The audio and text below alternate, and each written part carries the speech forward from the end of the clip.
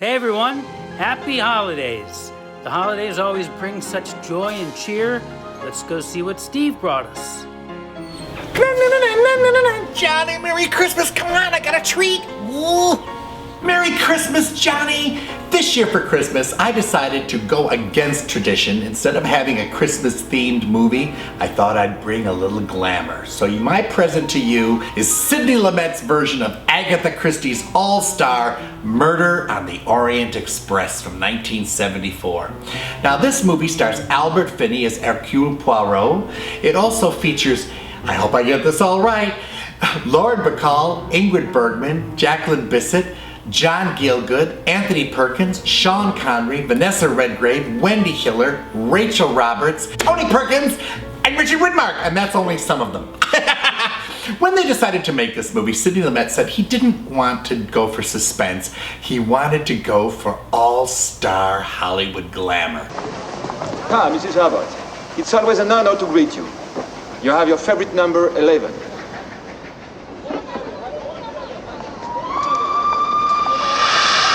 And he knew that if he got the biggest box office draw at the moment to sign up, that everybody else would join suit, and that's exactly what happened. So he went to Sean Connery first, and Sean Connery said he'd love to do it, and everybody else came on board.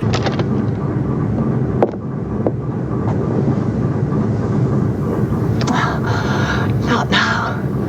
Not now. When it's all over, when it's behind us, then. He offered the role of the Countess to Ingrid Bergman, but she said she would rather, no, I would rather play the little Swedish woman. I want to play the little Swedish woman who takes care of babies, little babies. I was born backwards. And he said, well, Ingrid, that's not a very big part. She said, no, that's the part I want. So they had to bring in a linguistics teacher to reteach her how to have a Swedish accent because she had forgotten how to talk like a Swedish person after all these years. I speak Swedish to big audiences in Swedish American institution in Minneapolis. This movie is based on the Lindbergh kidnapping case. Agatha Christie often did this. She would take real-life crimes and kind of adapt them into a fictional motif and kind of set things straight the way you kind of wish they had really gone. Our last interrogation will be something of a gamble. But if it succeeds, I know. It has a glamour. Tony Walton designed the production and the costumes. It has this amazing Hollywood old feel to it. Train sick or something? Some of us, in the words of the divine Greta Garbo, want to be alone.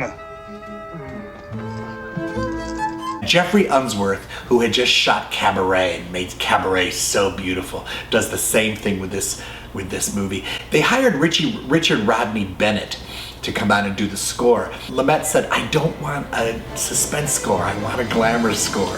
So he wrote this light, frothy, gorgeous score, and they happened to play it for Bernard Herrmann, who had scored all the Hitchcock movies, and he had a fit. Are you out of your mind? This is a murder story, it's a suspense story.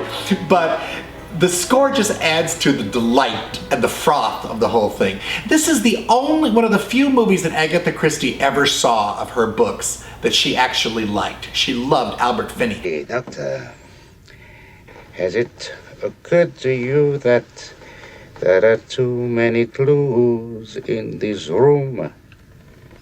It was a difficult shoot. Albert Finney and 4 other members of the cast were all on the West End performing at the time. So they were doing plays at night and shooting this during the day. So they had this regime where Albert Finney would get picked up at his apartment. He would be asleep and they would load him in and let him sleep in the ambulance while they applied the beginnings of his makeup to him in the ambulance. Then they'd carry him off, trying not to wake him, put him into the makeup room and continue applying this makeup. None of the other cast members ever saw Albert Finney out of this makeup. So they completely related to the fact that he was Hercule Poirot. Well, Mr. Perot? Poirot. How's that? Poirot. Oh, Perot, right. He was only 37 at the time, and they had to age him up a couple decades. At first, they wanted Paul Scofield and Alec Guinness, but they both turned it down, and luckily for us, Albert Finney got it. This was the beginning of the all-star Agatha Christie movies. This set the trend, and I still think it's the best one. For 3 days, all these people, these total strangers, meet in a single train whose engine controls their destiny. Oh, yes. All the characters are so brilliantly etched. Wendy Hiller is the old countess, you know. He goes to visit her and he says, Poirot says to her, "You don't smile, do you?" And my doctor has advised against it. You know, John Gielgud is the butler.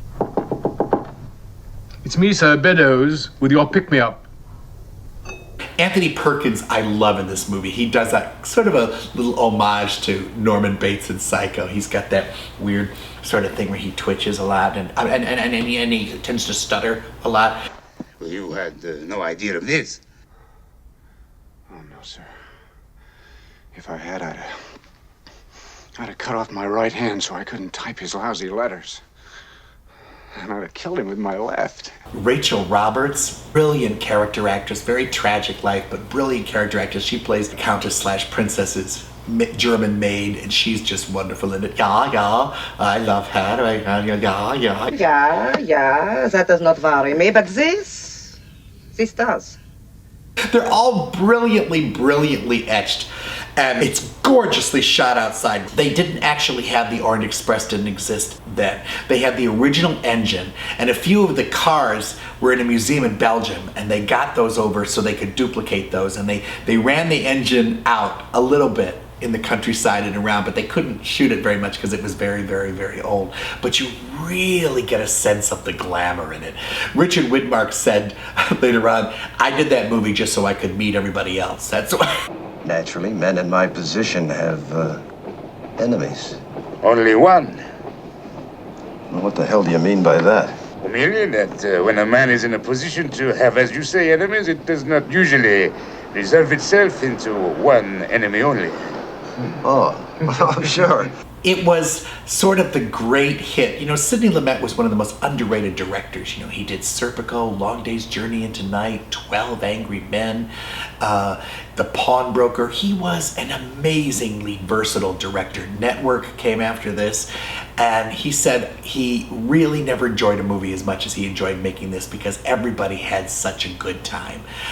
They had their share of calamities. There's a scene when they're walking in Paris through the original train station, you know, and they were supposed to show these clips of all this incredible food every once in a while. Well, the food was stolen the night before the shoot, so they had to go out in the middle of the night and buy all new food just to bring it all back so they could shoot these scenes, you know. And there was a scene where they dropped oranges, and Jacqueline Bisset had to kind of navigate through all these oranges spilled on the floor and stuff. This movie, I love Agatha Christie. I love her premises. She hooks you right away, and you know, and you have to figure it out. You have to stay there till the end.